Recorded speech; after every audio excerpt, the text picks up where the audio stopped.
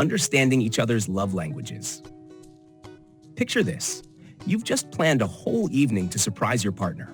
You spent time choosing the perfect gift, arranged everything just right, and you're so excited to see their reaction. But when the moment comes, they smile, thank you, and it just doesn't land the way you hoped. You start wondering, why didn't they feel the same excitement I did? This is a moment many of us experience at some point, right? And it's often because we're speaking different love languages. The idea of love languages comes from Dr. Gary Chapman's work. He breaks down the ways we show and receive love into 5 main languages: words of affirmation, acts of service, receiving gifts, quality time, and physical touch. Each of us has 1 or 2 of these that speak to us more deeply than the others. When we speak each other's love language, even small gestures can mean the world. But if we're speaking different ones, sometimes our efforts, no matter how heartfelt, just don't connect. Let's look at a real-world example to see how this plays out. Emily and Daniel had been together for a few years. Emily's way of showing love was through quality time. She felt most connected when they spent time together, with no distractions. Daniel, though, valued words of affirmation. He felt closest when Emily would tell him how much she appreciated him. For the longest time, Emily would plan elaborate weekend getaways or nights out, thinking these would show Daniel how much she cared. But Daniel seemed less enthusiastic than she expected. And on the flip side, Daniel would regularly compliment Emily, telling her how much he valued her. But Emily felt he wasn't really connecting.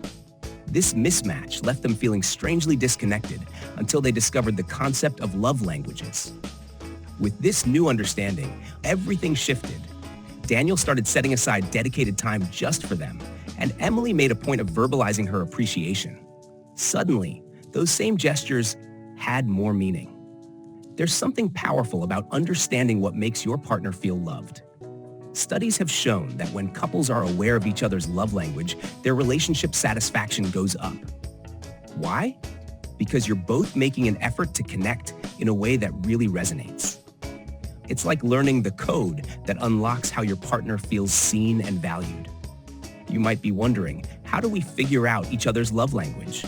Start by having an open conversation about it. There's even a quiz you can take together. An official love language quiz is available online and can be a fun starting point. But often, you'll find clues in how you both naturally express love. Pay attention to the ways your partner shows affection. If they're always offering to help or do things for you, acts of service might be their language. If they constantly want to spend time with you, quality time is probably important to them. Once you think you've found each other's love language, try experimenting with it. Let's say you suspect your partner's love language is acts of service. Try doing something helpful that they usually handle, like cooking a meal or running an errand. If it's words of affirmation, make a habit of complimenting them or letting them know you appreciate something specific they did. You don't need a formal checklist. Just be intentional about showing love in a way that feels right for them. And here's a secret. Keep at it consistently. You'll start to see a difference. A friend once told me that when he began prioritizing his partner's love language, their relationship moved from feeling like we're getting by to feeling like we're thriving. By tuning into what makes each other feel valued, you create a foundation of trust and closeness that grows stronger over time. If you're finding this insight helpful and want more tools for building a stronger connection with your partner, consider subscribing to our channel. We're going to dive into different aspects of your relationships each week, all with the goal of helping you and your partner grow together. And if you've had a similar experience where understanding love languages made a difference, share it in the comments below.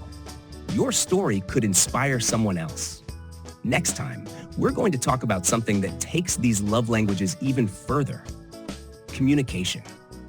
Love languages are powerful, but if we can't communicate openly and honestly with each other, misunderstandings can still creep in. In the next chapter, we'll explore how communication can bring you closer, covering everything from active listening to sharing openly. It's a vital part of making sure your intentions don't get lost along the way. So stay tuned, and let's continue this journey to strengthen your relationship one step at a time.